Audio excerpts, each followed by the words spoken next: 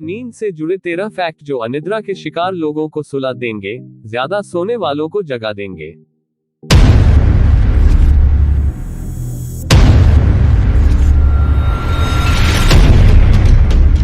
1. आमतौर पर किसी भी व्यक्ति को 7 मिनट में नींद आ जाती है।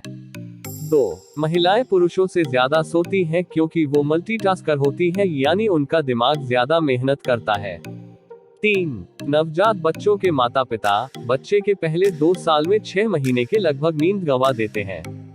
4. नवजात बच्चे 24 घंटे में 15 से 16 घंटे सोते हैं। 5. इंसान ही ऐसा जीव है जो जानबूझकर सोने में देर करते हैं।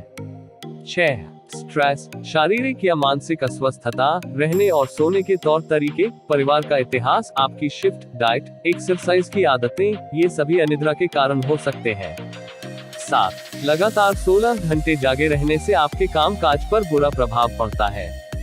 8. बिना नींद लिए लगातार काम करने से आपको तेज भूख लग सकती है क्योंकि ठीक से न सोने की वजह से लेप्टिन की मात्रा बढ़ जाती है। ये एपेटाइट रेगुलेटिंग हार्मोन है। 9. नियमित कसरत करने से अच्छी नींद आती है, स्लीप साइकिल भी सुधरता है। 10. कलर टीवी आने से पहले सिर्फ 15% लोगों को रंगीन सपने आते थे।